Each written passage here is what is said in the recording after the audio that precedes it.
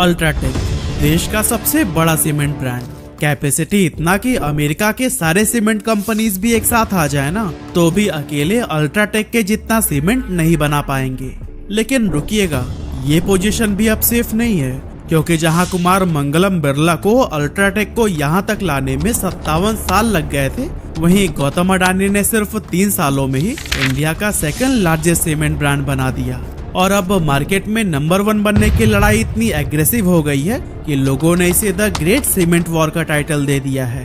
तो आखिर कैसे अल्ट्राटेक अपनी पोजीशन को टॉप पर बनाए रखने के लिए जी जान से लगा हुआ है? आखिर ऐसी भी क्या जरूरत आन पड़ी कि गौतम अडानी को सीमेंट मार्केट में भी एंटर करना पड़ गया? और इस वॉर का रिजल्ट भी क्या जियो और एयरटेल की तरह हाथ मिलाकर लोगों को लूटने पर खत्म होगा? सब कुछ हम डिटेल में जानने वाले हैं आज की इस वीडियो में। तो दोस्तों, सबसे पहले अगर हम बात करें अल्ट्राटेक की, तो यह बेसिकली 2 कंपनियों को मर्ज करके बनाई गई थी। पहली आदित्य बिरला ग्रुप की ग्रासिम सीमेंट और दूसरी लार्सन एंड टुब्रो की एल&टी सीमेंट। एक्चुअली बात है साल 2000 की, जब एल&टी कंपनी ने अपने सीमेंट बिजनेस को सेल करने का डिसीजन लिया।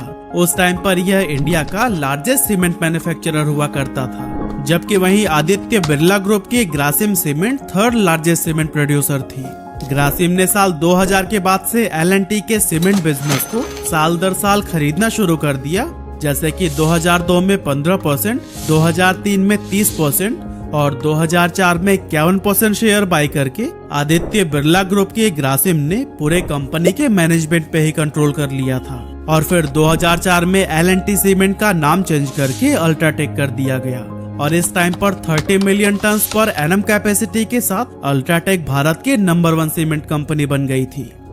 यहाँ पर याद रखिएगा, 30 MTPA के साथ अल्ट्राटेक फिलहाल नंबर 1 सीमेंट कंपनी है, क्योंकि वीडियो में कुछ टाइम के बाद से हम यहीं से आगे की बात करेंगे। लेकिन फिलहाल अगर हम अडानी ग्रुप की बात करें, तो फिर उन्होंने सीमेंट इंडस्ट्री में 2022 में एंट्री लिया, जब उन्होंने इसी साल सितंबर में इंटरनेशनल ब्रांड हॉलसिम से अंबुजा और एसीसी सीमेंट को $6.4 बिलियन यानी कि करीब 51,000 करोड़ रुपए में एक्वायर किया था। और दोस्तों, गौतम अडानी का ये सीमेंट मार्केट में घुसना कोई छोटा मोटा एंट्री नहीं था, क्योंकि वो एक ही झटके में इस एक्विजिशन के साथ अल्ट्राटेक के बाद से दूसरे सबसे बड़े प्लेयर बन गए थे।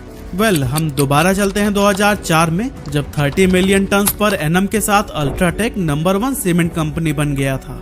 हालांकि भले ही उस समय पर अल्ट्राटेक कैपेसिटी के मामले में मार्केट लीडर था, लेकिन इस टाइम अंबुजा और एसीसी सीमेंट जैसे मिड साइज सीमेंट ब्रांड भी काफी तेजी से आगे बढ़ने लगे थे।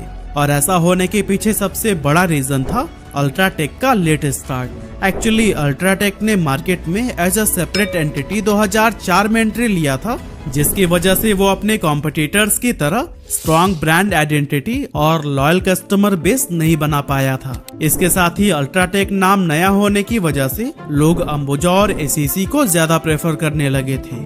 इतना ही नहीं, अंबुजा और एसीसी ने इस अपॉर्चुनिटी को ग्रैब करने के लिए इंटरनेशनल ब्रांड हॉलसिम के साथ में हाथ मिला लिया, जिसकी मदद से उन्हें ग्लोबल एक्सपर्टाइज और एडवांस टेक्नोलॉजी का एक्सेस मिल गया, जिससे कि अब ये कंपनीज लोगों को पहले से काफी अच्छी क्वालिटी की सीमेंट भी ऑफर करने लगी थी। लेकिन दोस्तों, यहाँ पर अल्ट्राटेक हाथ पर हाथ रखकर बैठने वालों में से थोड़ी थी। भले ही उनका बाहर मार्केट में रिजल्ट नहीं दिख रहा था, लेकिन अंदर ही अंदर वो कुछ ऐसा कर रहे थे जिसकी वजह से आगे चलकर सारे कॉम्पिटिटर्स हमेशा के लिए उनसे पीछे हो जाने वाले थे। एक्चुअली अल्ट्राटेक अंदर ही अंदर अपना प्रोडक्शन कैपेसिटी बढ़ा रहा था, जिसके लिए पहले तो उन्होंने कई सारी नई फैक्ट्रीज लगाई और फिर कुछ एग्जिस्टिंग फैक्ट्रीज को भी बाय करके उसे रिनोवेट किया। और कुछ इस तरह से 2008 तक अल्ट्राटेक ने अपनी कैपेसिटी 30 से बढ़ाकर 49 मिलियन टन पर एनम तक कर लिया था। और दोस्तों, सोने पे सुहागा तो तब हुआ जब अल्ट्राटेक ने 2010 में मिडिल ईस्ट के स्टार सीमेंट को भी एक्वायर कर लिया, जिसकी वजह से उनका कैपेसिटी बढ़कर 52 MTPA तक हो गया। वहीं दूसरी तरफ भले ही अंबुजा और एसीसी इंडियन सीमेंट मार्केट के डोमिनेटिंग प्लेयर थे, लेकिन वो लोग भी सिर्फ नॉर्थ और सेंट्रल इंडिया में ही ज्यादा एक्टिव थे, जबकि बाकी के पूरे देश में अभी भी अलग अलग और लोकल प्लेयर्स का ही बोलबाला हुआ करता था। लेकिन दोस्तों, क्या आपको पता है मार्केटिंग का 5 P's का रूल क्या कहता है? कि पहले प्रोडक्ट बनाओ, फिर प्राइस डिसाइड करो, प्रोडक्ट को मार्केट में प्लेस करो और फिर जाकर प्रमोट करो। जिससे कि पीपल यानी कि कस्टमर्स के पास आपका प्रोडक्ट आसानी से पहुंच जाए। और दोस्तों एग्जैक्टली इसी बिजनेस स्ट्रैटेजी को अल्ट्राटेक ने बखूबी यूज किया था। एक्चुअली उन्होंने पहले प्रोडक्शन कैपेसिटी एक्सपेंड किया, मार्केट में अपना प्रोडक्ट प्लेस किया और फाइनली जाकर प्रमोशन पर ध्यान दिया।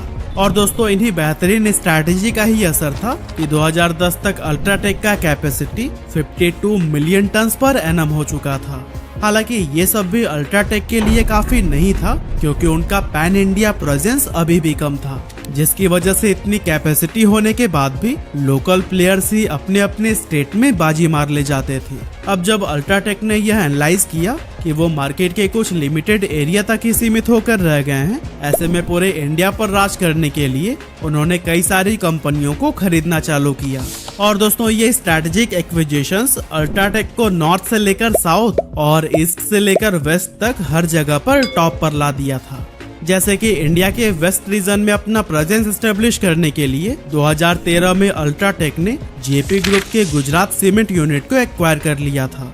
और कुछ इसी तरह से अंबुजा और एसीसी डोमिनेटेड नॉर्थ और सेंट्रल इंडिया रीजन में अपना दबदबा बनाने के लिए 2017 में अल्ट्राटेक ने जयप्रकाश एसोसिएट्स के सीमेंट प्लांट्स को भी एक्वायर कर लिया।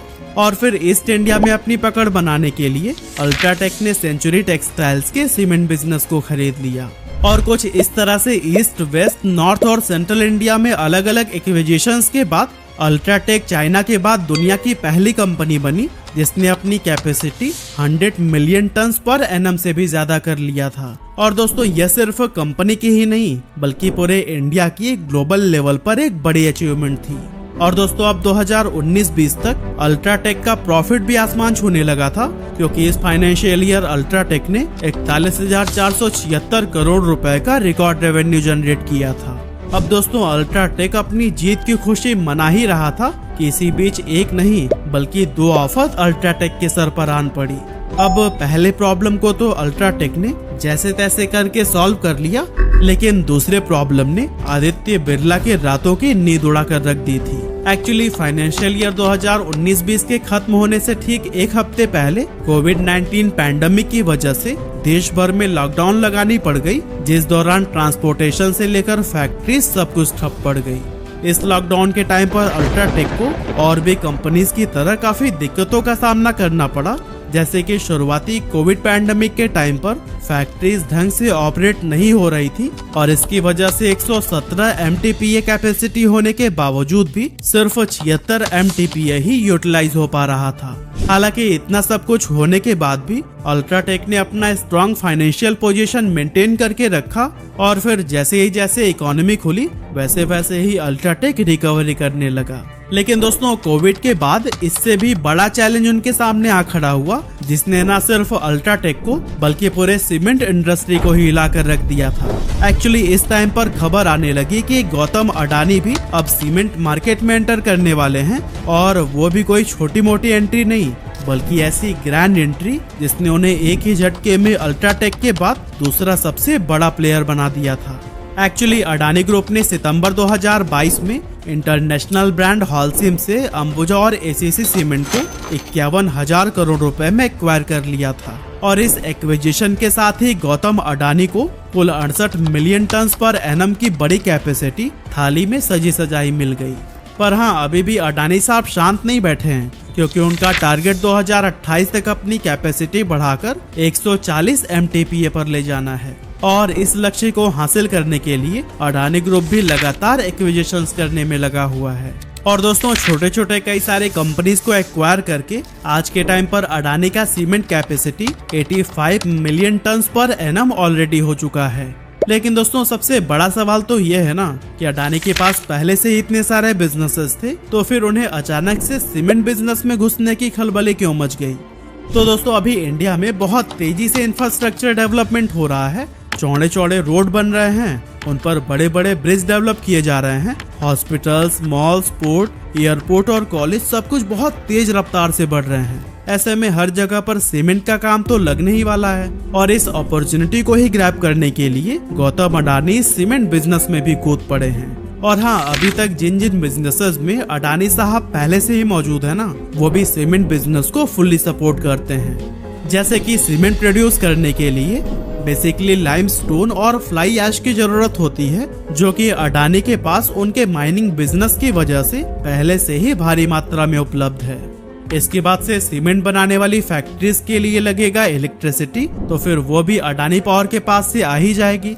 और दोस्तों अगर बात करें सब कुछ तैयार होने के बाद से सीमेंट को देश विदेश तक भेजा कैसे जाएगा, तो फिर यहाँ भी अडानी के पास में पोर्ट है, जिससे वो समुद्री रास्ते पर तो राज करते ही हैं।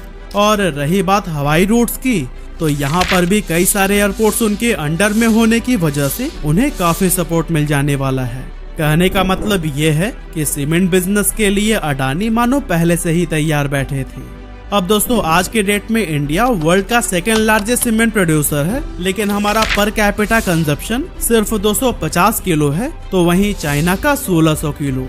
बेसिकली पर कैपिटा कंजप्शन का मतलब है किसी भी कंट्री में एक आदमी ऑन एन एवरेज कितना सीमेंट यूज कर रहा है। अब इंडिया सीमेंट बनाने में तो दूसरे नंबर पर है, लेकिन अभी हमारी खपत बहुत कम है, जो कि चाइना के आंकड़ों को देखकर लगता है कि आगे चलकर काफी ज्यादा बढ़ने वाला है। और दोस्तों अगर इतना ही पोटेंशियल है तो फिर इसका फायदा कौन नहीं उठाना चाहेगा। यही रीजन है कि अडानी जी भी सीमेंट इंडस्ट्री में कूद पड़े हैं और अब दो दिग्गजों के बीच इंडिया में सीमेंट वॉर छिड़ गया है।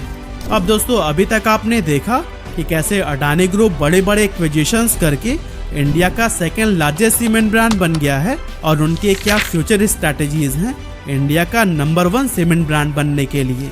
लेकिन सवाल आता है कि इस दौरान अल्ट्राटेक क्या कर रहा है। अब दोस्तों जैसा कि आप जानते ही हैं कि कुमार मंगलम बिरला अल्ट्राटेक सीमेंट के मालिक हैं और ये भी कोई ऐसी छोटी मोटी हस्ती नहीं है जो चुपचाप बैठ जाएं। अल्ट्राटेक का current capacity 152 million ton per annum है और ये कैपेसिटी इतना ज्यादा है कि यूएस के सारे सीमेंट कंपनीज के कैपेसिटी को भी मिलाकर 1.5 गुना और पूरे यूरोप में बसे 20-22 देशों के कैपेसिटी का भी 80% के बराबर है। और आगे भी अपने नंबर 1 का पोजीशन मेंटेन रखने के लिए अल्ट्राटेक ने काफी सारे एक्विजिशंस करने शुरू कर दिए हैं।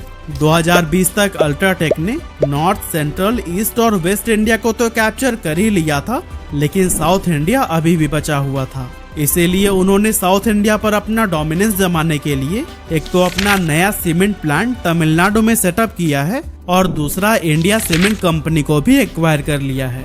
और दोस्तों आपको बताता चलूं कि इंडिया सीमेंट वही एन श्रीनिवासन की कंपनी है जो कि आईपीएल टीम सीएसके के ऑनर हैं।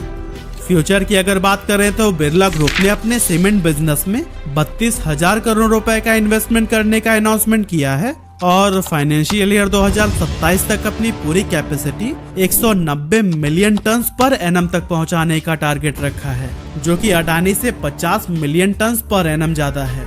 अब दोनों दिग्गज प्लेयर नंबर 1 की पोजीशन के लिए घमासान युद्ध कर रहे हैं और ये तो वक्त ही बताएगा कि इस द ग्रेट सीमेंट वॉर में कौन जीतेगा। लेकिन दोस्तों एक बात याद रखिएगा, ये हेल्दी कंपटीशन हमेशा चलता रहना चाहिए, नहीं तो जिस तरह आज के टाइम पर जियो और एयरटेल एक साथ मिलकर अपनी मनमानी कर रहे हैं वो सीमेंट मार्केट में भी ना हो जाए, क्योंकि छोटे छोटे प्लेयर्स को तो ये लोग खरीद ही ले रहे हैं और लास्ट में बस यही 2 लोग बचे और हाथ मिला लिए, तो फिर हम और आप जैसे लोगों के लिए ये काफी भारी पड़ सकता है। वैसे अगर आप जियो और एयरटेल की मनमानी और देश में चल रहे टेलीकॉम इमरजेंसी को जानना चाहते हैं तो फिर डिस्क्रिप्शन में दिए गए लिंक से वीडियो को जरूर देखिएगा।